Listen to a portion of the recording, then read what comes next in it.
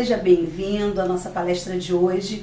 Eu tenho certeza que o conteúdo que a gente está trazendo agora vai ser de grande valia para a sua vida, vai te ajudar a alcançar a autonomia, que é o objetivo desse congresso, para que você tenha protagonismo na sua vida. Bom, eu quero deixar alguns recadinhos importantes aqui antes da gente começar a nossa aula de hoje. Primeiro, os certificados. A gente tem recebido vários e-mails perguntando sobre certificados. Sim, a gente vai ter emissão de certificado ao final do congresso. São dois tipos de certificado. Certificado por cada palestra ou um certificado completo do congresso inteiro. Mas, pessoal, vocês vão assistir as palestras de maneira totalmente gratuita e online, mas quem quiser emitir o certificado esse ano é terceirizado, então quem quiser adquirir o certificado vai pagar uma pequena taxa e vai fazer a sua emissão, já vai imprimir automaticamente em PDF ou jogar no seu computador, vai fazer um cadastro, já vai emitir o seu certificado. Basta clicar no link que a gente vai deixar embaixo de cada vídeo. Então, no final dessa palestra, abaixo do vídeo vocês vão encontrar o link para emissão do certificado, ok?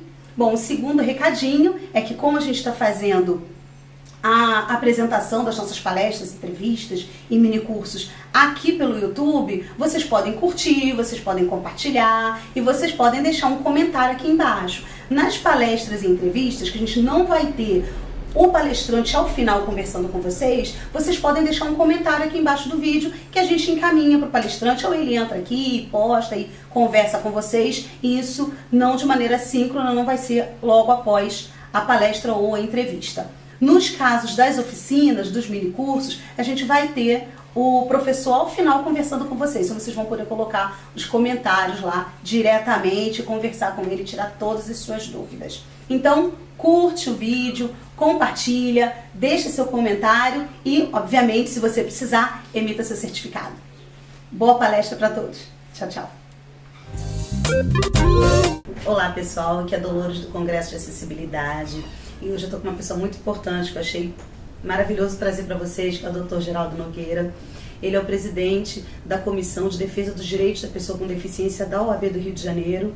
Eu acredito que o que ele tem para trazer para vocês hoje de conhecimento e de informação é uma gama muito grande. Então eu vou deixar ele falar, não vou ficar interrompendo muito não. Eu não gosto de fazer uma entrevista muito rígida, ficar trazendo perguntas escritas, nada disso. Eu gosto de deixar a pessoa falar, trazer as informações que considere relevante, que ache importante. Então, doutor, o senhor me falou um pouco antes sobre a comissão, o trabalho que a comissão faz. Eu queria que o senhor começasse por aí, contando um pouco da sua história, contando um pouco do trabalho da comissão, o que tem feito para a sociedade, qual foi o objetivo dessa comissão ter sido criada, como é que isso tem transcorrido ao longo desses anos. Ok, Dolores. A comissão ela foi criada em 2009, né, e o objetivo da comissão é trazer informação para as pessoas com deficiência, informação ligada mais ao mundo jurídico, né? Então a comissão ela é composta por advogados essencialmente, mas também tem convidados que não são advogados, mas são especialistas no tema da pessoa com deficiência. A nossa comissão ela é incorporada também por advogados com deficiência. Eu mesmo, que sou presidente da comissão, né, eu tenho deficiência física, sou usuário de cadeira de rodas, e nós temos pessoas com baixa visão, temos cegos, né, tem uma pessoa surda, também um advogado surdo. Enfim, a comissão ela é bem de pessoas com deficiência mesmo. Isso é importante. O objetivo dela maior, né, é trabalhar na questão do direito difuso e coletivo. Ou seja, ela não funciona no atendimento de causas individuais. Às vezes até a gente dá uma orientação que a pessoa está tão perdida, né, ou tão sem informação, porque é um assunto muito específico, então ela procura advogados, não consegue ter essa informação sobre aquele direito específico. Então a gente dá um caminho, mas a proposta é intervir naquele direito que afeta uma coletividade de pessoas com deficiência. Entendi. Então as nossas ações são sempre nesse sentido. E dentro desse papel nós fazemos uma atuação junto ao legislativo, seja local, né, municipal, estadual ou federal, propondo leis ou intervindo nos projetos de leis que estão em curso, né? A própria Lei Brasileira da Inclusão, nós tivemos a oportunidade de fazer aqui 2 congressos em parceria com a Defensoria Pública, Ministério Público, Assembleia Legislativa do Estado e Comissão de Defesa das Pessoas com Deficiência do Congresso Nacional. Nós nos unimos todos, fizemos 2 grandes eventos aqui no Rio na época, e desses eventos nós percebemos que não seria suficiente para tirar todas as informações, né, ou melhor, para sugerir, né, e também colher informações do público do que precisava ser mudado.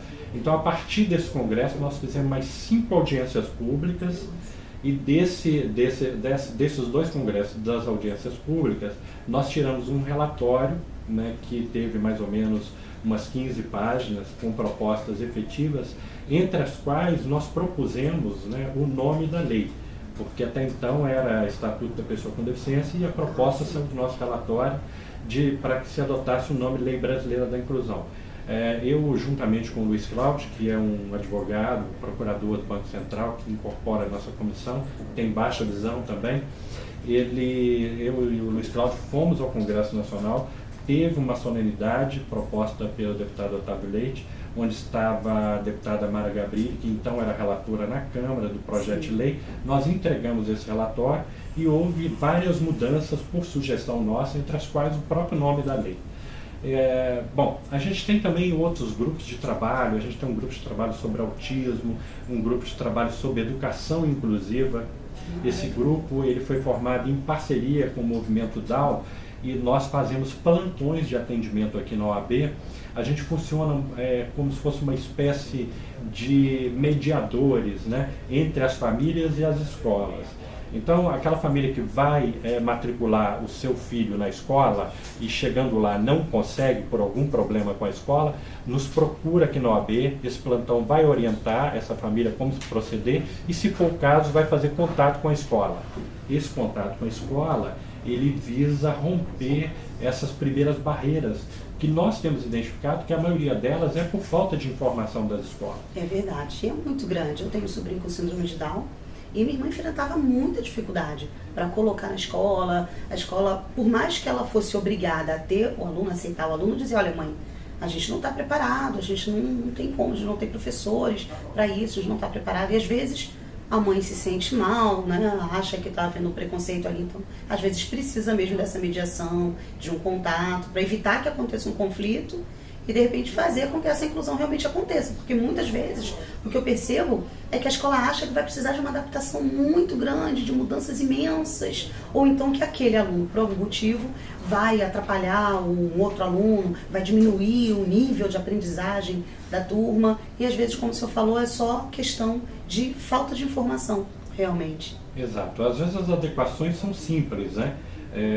Claro que tem casos que são complexos, mas nós estamos preparados, a gente faz esse contato com a escola, nós temos tido sucesso aqui de praticamente 100% das nossas intervenções, né? E a gente tem percebido isso, que a informação muda tudo. E a Lei Brasileira da Inclusão que está vindo aí, uma das mudanças que ela traz é essa imposição da educação inclusiva, né? É uma imposição tanto às escolas públicas quanto às escolas privadas. Então, a partir da vigência da lei, que começa em janeiro, essa lei foi sancionada em julho desse ano, mas ela tem uma vacância, né? Ela só entra em vigor porque a vacância é quando o legislativo dá um prazo para a sociedade se preparar para implementar a lei, né? Então essa lei ela tem uma vacância de 6 meses, ela entra em vigor a partir de janeiro do próximo ano. Nós já estamos perto, né? Está em cima. E ela traz essa novidade de impor essa questão da inclusão. Isso tem sido assim, um movimento muito grande dentro da sociedade. As escolas, inclusive, através da sua confederação, propuseram inclusive uma ação de inconstitucionalidade desse artigo que determina que as escolas particulares também terão essa responsabilidade. A gente teve essa semana aí o ministro Edson Fachin, que é o ministro mais recente, mais novo do Supremo Tribunal. Ele estava com essa missão, ele recebeu essa ação direta de inconstitucionalidade. Havia um pedido de antecipação de tutela, ou seja, de liminar, e ele acabou essa semana de negar esse pedido à Confenem, a Confederação das Escolas, por entender que a situação de inclusão da pessoa com deficiência, da criança com deficiência, principalmente na escola, é um direito básico humano, né? Então, que não há inconstitucionalidade a princípio, quer dizer, a princípio ele entende que não há necessidade de antecipar essa tutela, porque as escolas privadas também teriam essa responsabilidade com essa demanda, né? De inclusão da pessoa com deficiência. Algumas escolas até comentaram, a gente viu muitas colocações pela internet, muitas escolas alegando que eles teriam mais custos e que antes eles podiam fazer algumas cobranças adicionais, professores adicionais, coisas adicionais para esses alunos, e que agora, com a nova lei, eles não podem mais fazer essas cobranças, e aí ficaria muito difícil para eles terem esses alunos na escola. Então, nesse momento, eles não receberam essa liminar, vamos dizer assim, então está seguindo seu curso. Eles estão no caminho de ter que receber essas crianças ou adolescentes. E arcar com esses custos do professor de apoio, né? Porque, na verdade, é o seguinte, é um argumento simples que eu poderia usar para as pessoas entenderem melhor, sem usar argumento jurídico, né? Tudo que a sociedade faz em prol do coletivo, por exemplo, um transporte público. A ideia do transporte público, quando você voa num avião, por exemplo, para um outro país ou para um outro estado, aquelas pessoas estão dividindo, que são os passageiros, estão dividindo o custo daquela viagem. Você veja bem, se você tivesse viajar de avião sozinho, por sua conta, alugar um avião, seria muito dispendioso. Então é o dividir o preço para que para todos fiquem barato. Então é injusto, né, trazendo isso para a questão da educação, é a mesma coisa. Quando você tem uma escola, né, todos pagam uma mensalidade para dividir o custo. Se você fosse colocar um aluno, o seu filho, né, sem deficiência, numa escola só para ele, o custo seria elevadíssimo. Né? Claro, todos os professores, toda uma infraestrutura. Exatamente. Então o que estão pedindo as famílias de pessoas que têm pessoas com deficiência é que banque uma escola só para o seu filho. Né? Seria o caso dessa família alugar um avião só para viajar com o seu filho. Então isso é injusto, isso não pode ser aceito mais. Né? Eu acho que a sociedade brasileira avançou no sentido de reconhecer direitos, né? E isso tem que ser compreendido, que esses custos têm que ser diluídos dentro da planilha da escola como um todo. Né? Eu acredito que isso é uma questão de acomodação, viu, Dolores? Eu acho que mais cedo ou mais tarde essa discussão vai ser pacificada e vai se assentar dentro do seio da sociedade. É o que a gente espera. Eu também acredito, eu acredito sim. Na verdade, a gente sabe que existem alguns conflitos dentro da área de inclusão como um todo em relação aos direitos das pessoas com deficiência. Existem pessoas que são totalmente contra a lei de cotas, outras que são a favor. Existiram os vetos, né? Tem esses vetos da lei, outros são contra. Não, essa parte da lei tinha que ser mantida. A gente sabe que tem uma série de conflitos acontecendo tanto no mundo das pessoas que não têm deficiência, quanto na parte das pessoas que têm alguma deficiência. E isso gera uma dificuldade no entendimento. Então, com as pessoas que eu converso, não só sobre a nova lei, na verdade, essa dificuldade de compreensão dos seus direitos e dos seus deveres, que eu não estou aqui no Congresso de Acessibilidade só para dizer que o deficiente, a pessoa com alguma deficiência tem só direitos, nós temos deveres como qualquer outro cidadão na sociedade. As pessoas, desde sempre, têm essa dificuldade de compreender, né? Muitos entram em contato comigo, Dolores, mas eu queria comprar um carro e como é que eu faço? Eu não sei, eu tenho desconto, não tenho desconto. Outro, eu quero me aposentar, qual é o meu direito? Eu quero ir para o mercado de trabalho, o que eu faço? Então as pessoas têm dificuldade de compreensão em todas as áreas de inclusão social, para que ela possa se incluir não só na parte educacional, que aí o problema familiar é enorme, mas tanto no trabalho, quanto no esporte, no lazer, na cultura de uma forma geral, a dificuldade de ter acesso à cultura. Então tudo isso gera um desentendimento, uma desinformação. E as pessoas muitas das vezes não usufruem dos bens públicos, não utilizam, não colocam em prática os seus direitos, até por não conhecer. Então eu queria que o senhor falasse de repente um pouquinho sobre quais são os principais direitos, tanto dos que já existem, como dos que foram implementados ou serão implementados pela nova Lei Brasileira de Inclusão. O que essa pessoa pode esperar para a sua vida? Porque o foco desse congresso é fazer com que as pessoas tenham autonomia, encontrem formas de ter autonomia e levar a sua vida, como eu procuro levar a minha, como o senhor procura levar a sua, trabalhando, atuando em diversas áreas, como advogado aqui na comissão, ou seja, encontrou a sua forma de trabalhar e de viver de maneira autônoma em todas as áreas da vida, como eu também. Seja na minha vida pessoal ou na profissional, eu estou seguindo em frente. Mas existem pessoas que estão encontrando mais barreiras, talvez, ou estejam parando nessas barreiras. Então, o que elas têm de futuro? Quais são os direitos dela? O que ela pode aplicar? O que ela pode reivindicar? Como ela pode lutar pelos seus direitos e pela sua autonomia? Olha, a primeira coisa é não desistir, né, Dolores? Eu acho que uma pessoa que tem uma deficiência ou adquire uma deficiência, né? Eu sou cadeirante, por exemplo, eu adquiri essa deficiência através de um acidente de carro, né? Tive um acidente, então me tornei uma pessoa com deficiência. É claro que no início de uma deficiência é tudo muito desesperador, a gente não tem informação nenhuma, nem como sobreviver enquanto pessoa com deficiência, mas o tempo a gente vai aprendendo, né? Então acho que a primeira mensagem é essa, de não desistência, e que a vida continua, né? E que a vida é bela de qualquer forma, e a gente tem que ir em frente sempre buscando conhecer, saber como sobreviver e buscar informação sobre os seus direitos. A gente falar sobre direitos de pessoas com deficiência é muito difícil a gente falar de todos eles, porque provavelmente tem muitos telespectadores nos assistindo, né? Sim. E estão aí, ou internautas, né, melhor dizendo, né, nos assistindo, e eles vão ficar em dúvida, porque a demanda específica talvez a gente não fale dela, né? Isso não quer dizer que ela não exista, é porque é muito complexo isso. O ideal era a gente falar de um assunto específico, mas assim, a orientação que eu dou mais geral é, primeiro, que a pessoa pode dar uma lida nessa lei brasileira de inclusão, que ela procurou fazer um grande resumo, né, dos direitos da pessoa com deficiência, então hoje facilitou um pouco essa consulta.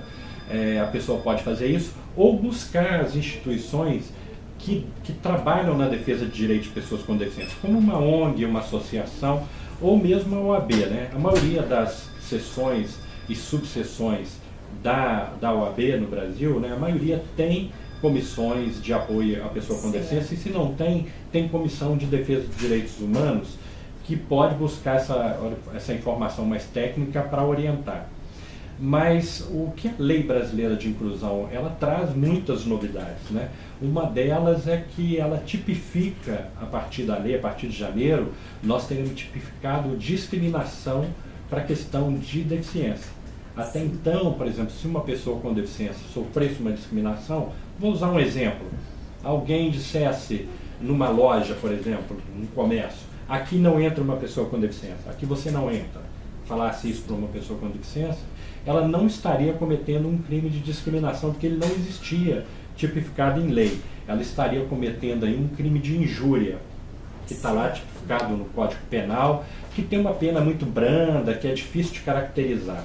Mas a partir da Lei Brasileira de Inclusão, isso seria uma discriminação enquadrada nesse artigo que define discriminação pela lei, né? E a pena passa a ser uma pena mais severa, com pena de reclusão mesmo, de prisão, a pessoa fica presa, né?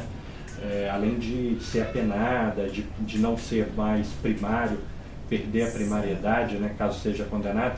Então, quer dizer, a lei traz essa novidade.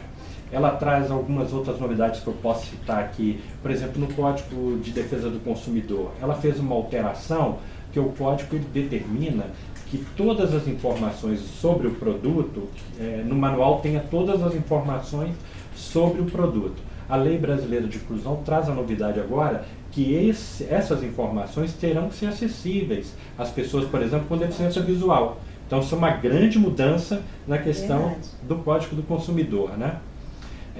No Código de Trânsito, por exemplo, Código Nacional de Trânsito, a lei está trazendo uma mudança muito importante, porque antes da lei, o Código, através do seu artigo 2º, parágrafo único, ou melhor, parágrafo 1º, se não me engano, ele fazia uma mudança, ele fazia um conceito de vias públicas e não incluía nesse conceito os estacionamentos privados de uso coletivo. Quais são? Os estacionamentos de shoppings, de supermercados, são estacionamentos privados de uso coletivo. Para a lei, para o Código de Trânsito, eles não eram considerados vias públicas, portanto, não estavam passíveis de sofrer fiscalização pública. Ou seja, o agente de trânsito não podia entrar dentro do shopping ou dentro do supermercado, no estacionamento, e multar aquela pessoa que está estacionada na vaga reservada para pessoa com deficiência, né?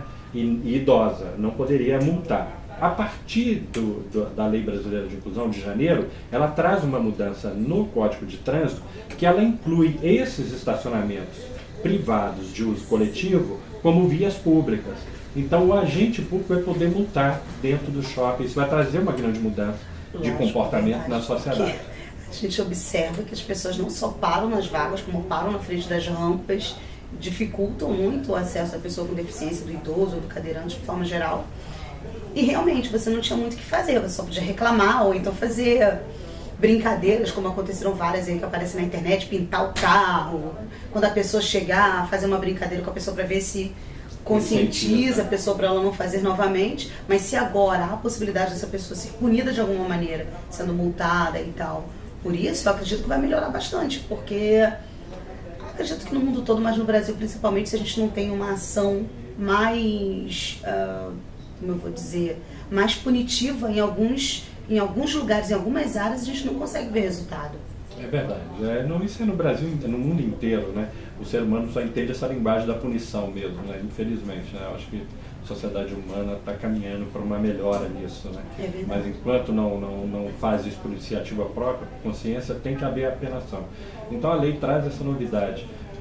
Uma outra novidade que eu acho que é importante a gente falar para o telespectador, para o internauta, desculpa, que está nos acompanhando, é a questão do benefício de inclusão. A gente tinha o benefício da prestação continuada, que era o BPC, né? Esse benefício ele foi instituído pela LOAS, muitas pessoas conhecem ele como LOAS, né? Eu tenho LOAS, na verdade LOAS é a sigla da lei, é Lei Orgânica da Assistência Social, LOAS, essa lei que instituiu esse BPC, que é o benefício da prestação continuada, e esse benefício ele era dado só para aquela pessoa com deficiência ou idosa que não podia se manter ou ser mantido pelo seu familiar, né? Então, aquela pessoa que não trabalhava.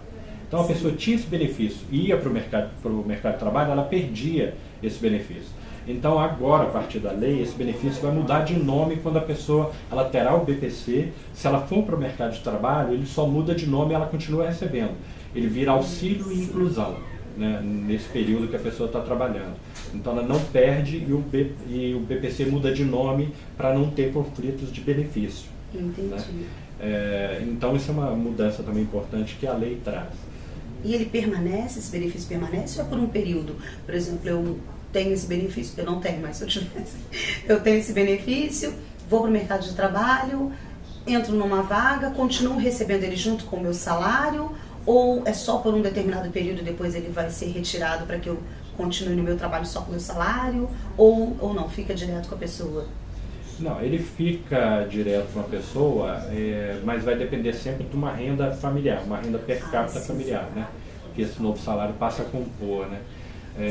Então, isso vai ter esse período de adaptação, provavelmente também virá uma regulamentação em cima dessa lei. Sim. Em muitos desses artigos que nós estamos falando, haverão regulamentações para explicar melhor como vai funcionar, né? Então, essa questão do prazo pode até ser instituída por regulamentação, né? Então a gente ainda, nós vamos ter, depois que a lei entrar em vigor, ainda vamos ter acumulações no futuro, certo, que o próprio judiciário vai ter que julgar questões relativas a essa nova lei. Os julgamentos vão se repetindo e vão transformando o próprio entendimento da lei, né? Então toda lei é assim, ela traz uma mudança na sociedade e requer um tempo exatamente de amadurecimento, tanto no meio jurídico, né, diante dos operadores do direito como advogados, promotores de justiça, procuradores, juízes, né, e também da sociedade. Já requer esse período de amadurecimento. Mas são novidades bastante interessantes relacionadas ao direito da pessoa com deficiência e à aplicação, né? O que me preocupa muito no Brasil, doutor, é que a gente observa isso, vem sendo falado por diversos especialistas da área, que o Brasil tem uma boa legislação para a pessoa com deficiência, mas a aplicabilidade dela, a fiscalização da aplicação dessa lei, ela não acompanha a inovação que a lei traz, as melhorias que essas leis trazem. Como isso está previsto nessa nova lei, ou existe dentro da nossa legislação vigente algo que faça com que essa legislação, todos esses direitos, essas novidades que o senhor falou que são tão importantes, sejam realmente aplicadas e gerem o benefício que elas se propõem a gerar? O que acontece é o seguinte, o que você está falando, eu vou ter que dar uma explicação de um conceito jurídico para que as pessoas entendam isso melhor. Né, o Brasil, no ano de 2004, ganhou um prêmio da ONU, na verdade não foi um prêmio, foi um reconhecimento. Teve um reconhecimento da Assembleia da ONU, através de um órgão que monitora direitos no mundo inteiro, um órgão da ONU, que eu não me lembro o nome, eles chegaram à conclusão que o Brasil tem a legislação mais inclusiva das Américas. Ou seja, as Américas está incluído os Estados Unidos e o Canadá, né? Então nós teríamos a legislação mais inclusiva. E aí cai nisso que você disse, Dolores. Mas como, se nós temos uma legislação mais inclusiva, né, e a gente sabe que nesses países que eu citei, que são países de primeiro mundo, sim, a questão da cidadania é muito mais avançada, né? As pessoas com deficiência são muito mais respeitadas do que aqui. É natural isso. Por quê? Porque é o seguinte, na verdade, nós estamos num estágio, o Brasil, né, nós somos um país de direito, né, mas existe um outro estágio que nós estamos buscando, que, por exemplo, os Estados Unidos e o Canadá já atingiram, que é o estágio de país de justiça. Então, quando você é um país de direito, você tem um direito organizado, você tem as leis, tem as instituições funcionando, né, mas você não consegue fazer com que essa justiça que está estabelecida no direito funcione em igualdade para todos, porque você não detém o status de país de justiça, somente de direito, né?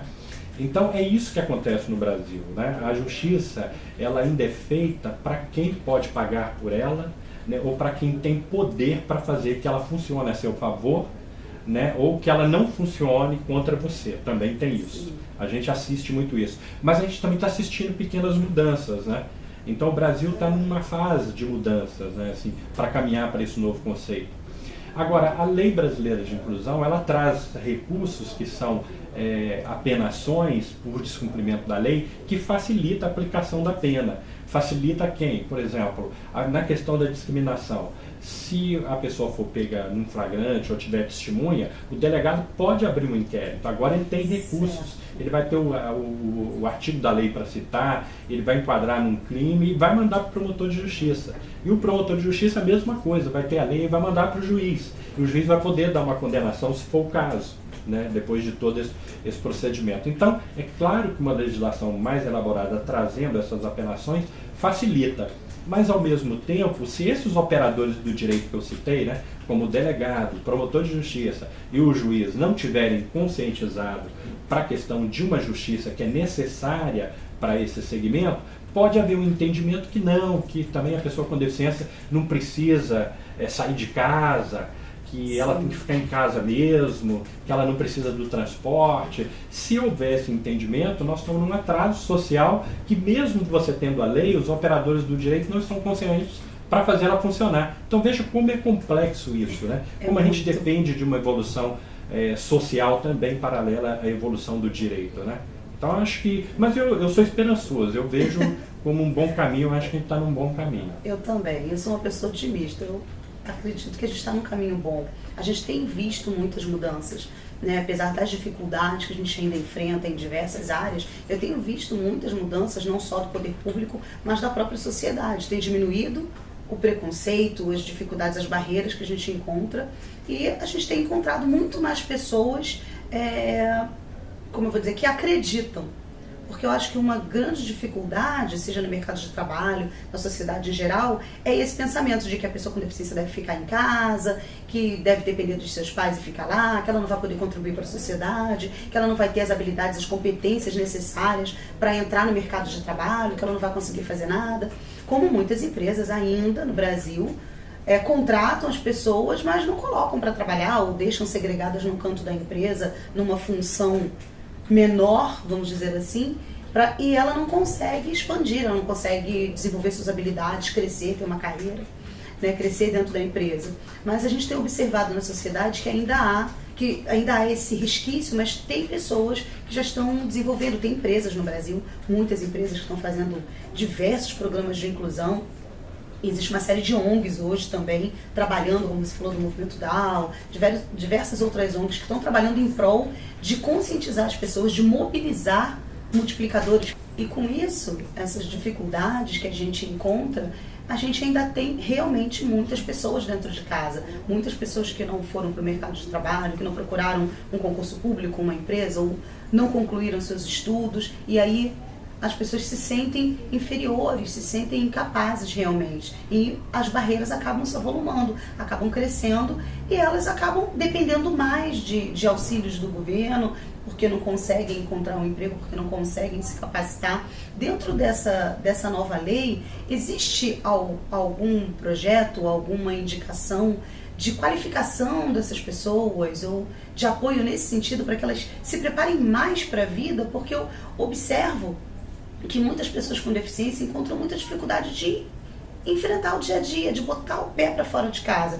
Apesar da gente saber que tem realmente, mas as calçadas estão horríveis, mas o transporte público é ruim, eu não consigo vaga no mercado de trabalho, eu chego lá, sou rejeitado. Isso também aconteceu comigo, acontece com todo mundo. Mas essas pessoas talvez por uma falta de apoio, ou por falta de informação, ou por uma superproteção familiar também, que eu observo em algumas famílias, uma proteção maior. Não, melhor você ficar em casa, melhor você não sair, melhor você não se arriscar. Eu ouvi isso de um médico, você tem que ficar em casa a partir de agora, quando eu descobri que tinha doença de Stargardt, uma degeneração da retina, e que ele disse, olha, você pode ficar cego amanhã. Então, você tem que ficar dentro de casa, você não pode trabalhar, você não pode estudar, você não pode fazer mais nada. A partir de agora, o máximo que você vai conseguir é vender bala no portão. E aí, nossa, a pessoa ouve uma coisa assim, imagine quantas pessoas podem estar nessa situação. Então, nessa nova lei, existe algo que faça com que essas pessoas deem o primeiro passo, saiam de casa, encontrem uma qualificação, se preparem para a vida, para levar uma vida plena, para ter autonomia?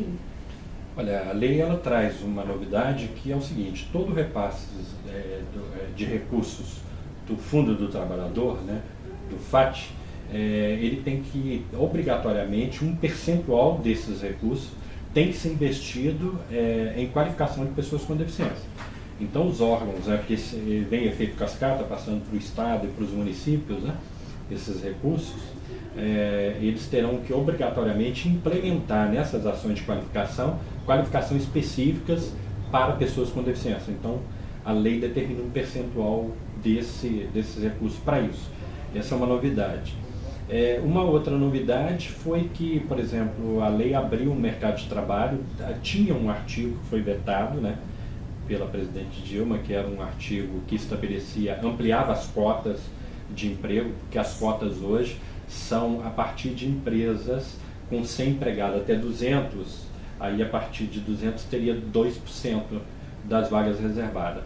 Havia um artigo que foi vetado que previa que as empresas, a partir de 50 empregados até 100, teria que ter um empregado, aí não seria um percentual, teria que ter um empregado.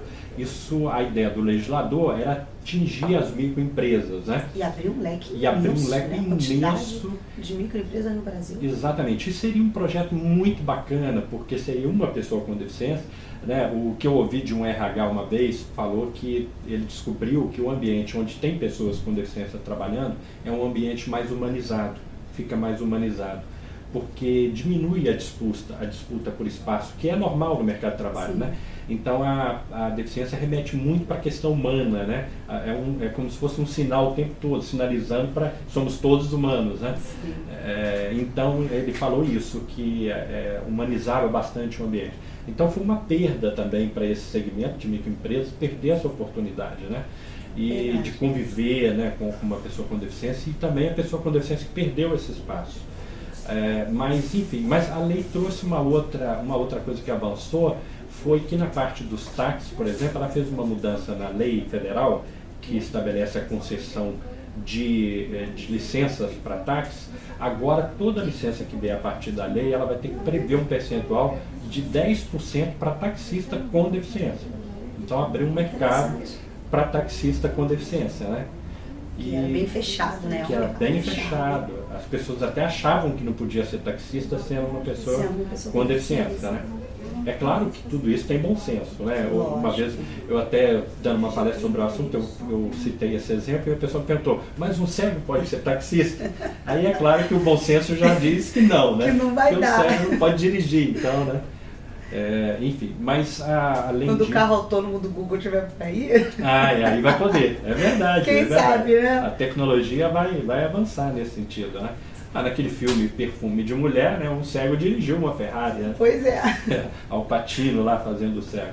Mas uma outra novidade nessa área de táxi também é que a lei obriga que as empresas, né, que tenham táxis tenham também táxis adaptados, né? Como também as empresas que alugam carros terão que ter, a cada conjunto de 20 carros, terão que ter um carro adaptado para locação. Tem bastante mudança na lei, que a gente vai lembrando assim, vai falando, mas a gente requer ainda um período de acomodação que eu acho que é maior do que esses 6 meses. Imagino que sim. Realmente essa parte dos táxis e de carros adaptados é interessante. Eu estive em Curitiba há algum tempo e lá eu encontrei vários táxis adaptados, com espaços específicos, com braille, várias informações. E aqui no Rio eu não encontro com tanta facilidade. A gente encontra um ou outro com adaptação, mas a grande maioria não. Você vai pegar um táxi, tem relatos de amigos que tem cão-guia e vai pegar um táxi, o taxista já não quer levar porque tem um cachorro, e esse cachorro vai sujar, vai bagunçar, vai encher de pelo, etc. Então é importante que tenha essa nova legislação, essas informações, e que tenha a conscientização. Que para que haja essa acomodação, essa adaptação e as pessoas realmente consigam compreender o objetivo da lei, a importância dessa lei, para que realmente haja inclusão, para que todos possam ter o direito de ir e vir, de levar a sua vida da melhor maneira, tem que haver uma conscientização dessas pessoas. Seja através de palestras, de eventos, de cartilhas, de profissionais, tem que ter informação para que essas pessoas tenham acesso e consigam diminuir um pouco essa sensação de que nós vivemos em mundos diferentes. Eu escuto as pessoas, não, mas o meu mundo de deficiente é assim, assim, o mundo do surdo, o mundo do deficiente visual. Na verdade, o mundo é igual para todo mundo, é o mesmo, e deveríamos viver em harmonia, mas tem essa dificuldade. O que se observa nesse espaço de adaptação, de acomodação, né, de amadurecimento dessa lei, da aplicação dela, em termos da conscientização da população em geral, também da pessoa com deficiência, porque eu digo aqui que a própria pessoa com deficiência também precisa ser conscientizada dos seus direitos, dos seus deveres perante a sociedade, logicamente, nós também temos, e, lógico, acesso à informação, que é tão difícil, ainda tão escasso no nosso país. Mas os dois lados precisam ser informados para que consigam conviver, para que consigam ter uma harmonia. O que o senhor vislumbra aí nesse período de acomodação, de adequação dessa lei? Olha, Dolores, eu vejo, você falou uma coisa importante, que é a questão dos deveres, né? Às vezes a gente fala muito de direito e não fala de deveres. Por que a gente não fala de deveres? Porque os deveres não são negados, né? Os deveres estão aí, né? Então, assim, uma pessoa com deficiência tem que sobreviver como qualquer outra, né? Ela tem que pagar os seus impostos, né? Tem que pagar o seu alimento, né? Nada disso é dado de graça, né? Então, a pessoa com deficiência que tem uma família, ela tem que educar o seu filho, ela não pode se furtar, o Estado, alguém não vai cuidar do seu filho, então você tem que cuidar. Então, esses são os deveres que todo cidadão tem, né? Eu também tenho um dever com a sociedade, né? Eu tenho que cuidar da minha casa, eu tenho que cuidar da rua onde eu moro. Quer dizer, todo dever que todo cidadão tem, nós temos e eles não são negados, né? Mas os direitos são negados. Então, se um direito seu a trabalho é negado, como que você vai pagar seus impostos? Como você vai alimentar sua família? Como você vai, né, se autossustentar? Né? Você vai acaba sendo negado o direito de cumprir os deveres. De cumprir os deveres, exatamente. Porque se te nega o direito básico, né, da sobrevivência, que é o trabalho, por exemplo. Né? Ou o direito ao acesso ao trabalho, que é o que você falou, pegar um táxi, ter uma rua adequada, ter uma condição acessível. Né? O transporte público é muito importante que ele seja acessível. Senão nós voltamos para aquilo que nós falamos no início da entrevista, né? A pessoa com deficiência acaba tendo que, por si só, solucionar o seu problema de transporte. E isso é muito injusto, porque imagina se cada pessoa tivesse que alugar um avião cada vez que fosse viajar. Imagina. O custo que seria, né? Então é como se o deficiente estivesse sempre fazendo isso, resolvendo tudo dentro da sociedade com seus meios próprios. Então, isso é uma atitude muito perversa, né? E com a pessoa com deficiência que já tem uma dificuldade. Né, que é a dificuldade às vezes de mobilidade ou de acesso a determinada informação. Então essa transformação precisa ser feita, né? E aí você falou uma coisa muito importante, a conscientização. Eu acho que nós estamos nesse processo dentro da sociedade brasileira. Tanto é que hoje a gente vê mais pessoas com deficiência nas ruas, né? Então a sociedade começa a se conscientizar. A gente ainda tem pessoas que agem como um médico que agiu com você, né? Que disse que você... Eu também já ouvi coisas assim, né? Eu muito recentemente, há uns 5 anos atrás, não faz tanto tempo, eu fui pegar um táxi, o taxista disse que não me levava, que até me levava, mas a minha cadeira de rodas ele não levava. E aí eu pensei, mas eu vou deixar a cadeira de rodas na rua, né? Aqui Ele falou, isso não é problema meu, mas eu não levo a sua cadeira de rodas. Então, quer dizer assim, é claro que a minha atitude com ele na época, a gente não tinha a lei brasileira da inclusão. Se tivesse a lei, eu ia tentar enquadrá-lo, né, na questão da discriminação, mas na época não tinha. Eu entrei com uma ação contra ele, né, uma ação em juizado especial, popularmente conhecido como pequenas causas, né? Entrei com uma ação para ele, ele foi no dia da audiência, aí ele perdeu mais da metade do dia, as audiências atrasaram, ele... Depois, na hora da audiência, eu até, o advogado dele reclamou comigo, que ele já tinha sido punido, perder a metade do dia para ele era muita coisa, ele estava perdendo o dinheiro, o ganho dele, né? Eu falei com ele que se ele, durante a audiência, né, se desculpasse, entendendo que ele tem que atender toda a população, né, que eu pediria o arquivamento do processo. Foi feito isso. Ele reconheceu, né? Depois eu encontrei com ele, porque eu nessa época morava em frente a um ponto de táxi e ele era desse ponto de táxi. Encontrei por outras vezes, ele me atendeu super bem, disse que tinha compreendido, que realmente ele estava errado. Então ele se conscientizou com a ameaça de uma punição, né? Então eu acho que é ruim isso, mas eu acho que a sociedade, no geral, e são exceções, né, dentro da sociedade. Eu acho que no geral as pessoas estão muito conscientes, eu acho que a gente vai avançar bastante com a lei brasileira de inclusão. Eu estou muito esperançoso com isso, acho que a gente vai ter um futuro bem melhor com essa nova lei.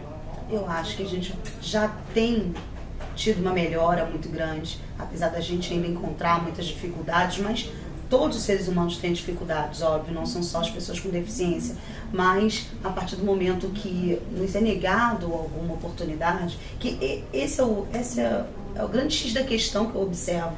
Os direitos são iguais, mas as oportunidades não são. A gente tem o direito apregoado na lei e tudo mais, mas na hora de colocar em prática, na hora da gente realizar aquele direito, a gente não consegue.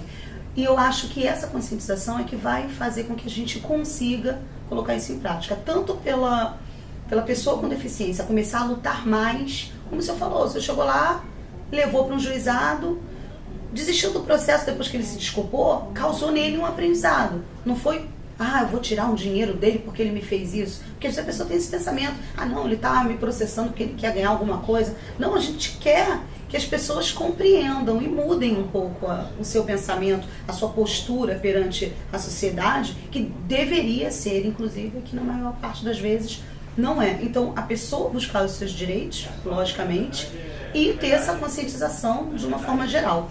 Hoje, como a pessoa pode buscar os seus direitos? Quais são os instrumentos que ela pode utilizar? A quem ela pode recorrer? Onde ela deve ir para buscar os seus direitos quando passa por situações como essa, como já aconteceu comigo e com diversas outras pessoas, não só de preconceito, mas de negação do seu direito mesmo? Onde ela pode buscar? O que ela deve fazer? Olha, o melhor é o seguinte, é que a pessoa recolha naquele momento todas as informações que ela possa, mesmo que ela não consiga identificar que é uma discriminação, mesmo que ela não consiga identificar isso, que é uma desinformação, talvez pode ser só uma desinformação, né?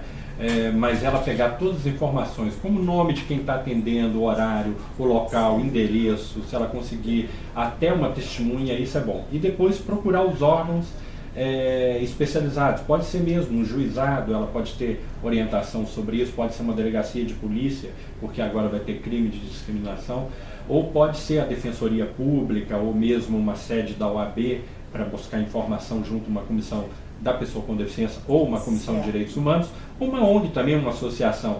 O importante é que a pessoa colha esses dados, nessas informações, e busque depois esse direito, porque é assim que nós vamos transformar a sociedade, né? Os povos que estão mais evoluídos estão porque agiram e ainda agem assim, né? Então, se tiver um direito negado, eles vão atrás, eles buscam, eles vão atrás dos órgãos e o sistema é acionado para funcionar bem. Se ele não está funcionando bem, ele precisa ser acionado para funcionar.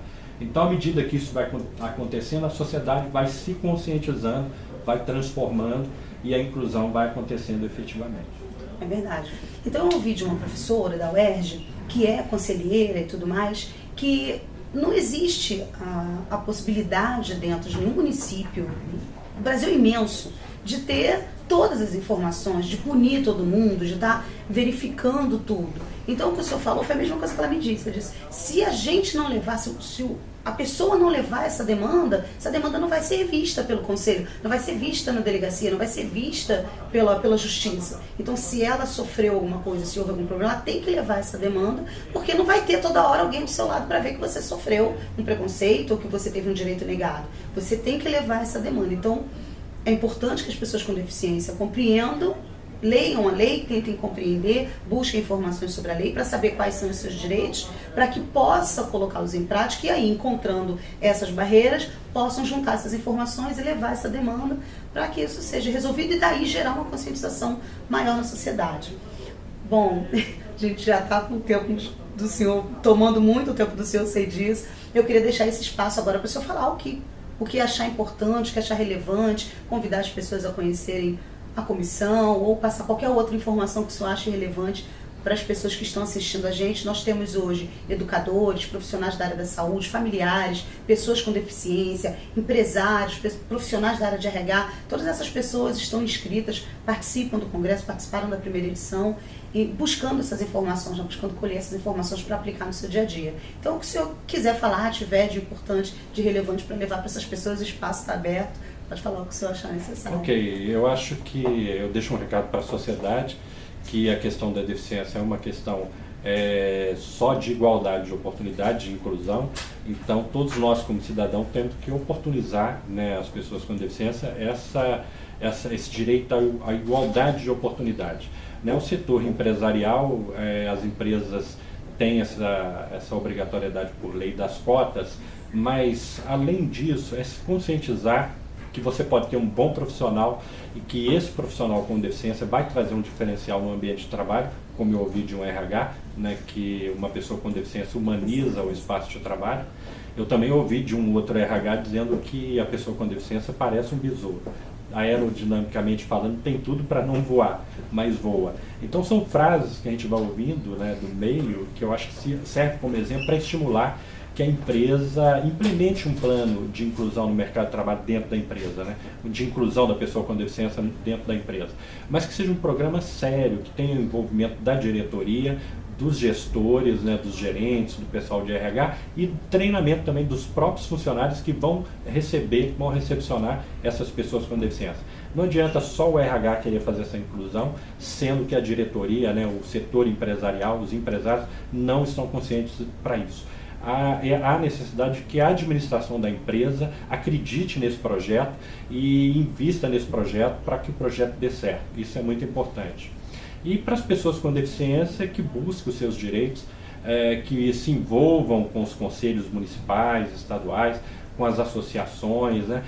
As pessoas com deficiência são advogados, procurem a OAB para formar comissões. É importante que a gente se organize dentro da sociedade para garantir esses espaços e garantir que a informação se dissemine dentro da sociedade brasileira. É assim que a Lei Brasileira da Inclusão vai dar certo, é assim que a inclusão vai acontecer no Brasil. Obrigada, doutor. Fico muito feliz, agradeço muito o espaço que o senhor nos deu e também o conhecimento que o senhor trouxe, que foi de grande valia para mim. Eu tenho certeza que vai ser de grande importância para todo mundo que está assistindo, independente de que tipo for de deficiência que a pessoa possua ou em que área ela trabalha, se é um profissional da educação, se é da saúde, se é da área empresarial. Acho que todo mundo aqui aprendeu bastante hoje e se todos nós levarmos esses conhecimentos, essas informações para o nosso dia a dia, a gente vai melhorar bastante. Não só o nosso ambiente de trabalho, não só dentro das nossas empresas, mas dentro das nossas casas, na sociedade em geral, porque muitos pais também têm medo de levar os seus filhos, de deixá-los voar, de deixá-los, né, os besourinhos voar. As pessoas têm medo, os pais têm medo, a família protege. Então a própria pessoa com deficiência tem medo de alçar esse voo, de tomar as rédeas da sua vida, de buscar a sua autonomia. Eu acho que as informações de hoje, esse conhecimento todo que o senhor passou, foram muito importantes. Eu agradeço demais e digo que o Congresso vai estar sempre aberto. Qualquer informação que o senhor tenha a passar, qualquer dica, pode mandar para a gente, que a gente dissemina para todo mundo. E dizer que foi um prazer enorme estar aqui com o senhor e agradecer de coração. Muito obrigado. Muito obrigado. Obrigada. Olá. Bom, Quero agradecer por ter ficado com a gente assim, até o final, ter assistido tudo. Eu espero que esse conteúdo seja realmente importante para você, traga alguma mudança, alguma transformação, que essa é a nossa maior vontade, o nosso maior objetivo, que vocês consigam construir uma vida plena, que consigam ter a sua autonomia e consigam viver em sociedade da forma como vocês sempre sonharam, alcançando seus objetivos.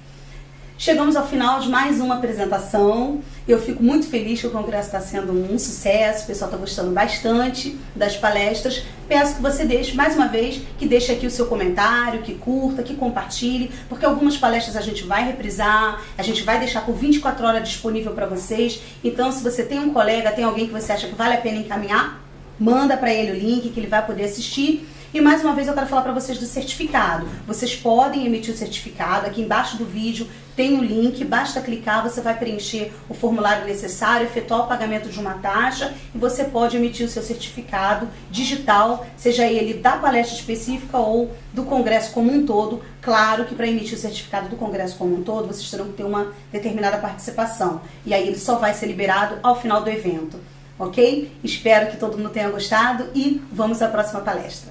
Tchau, tchau.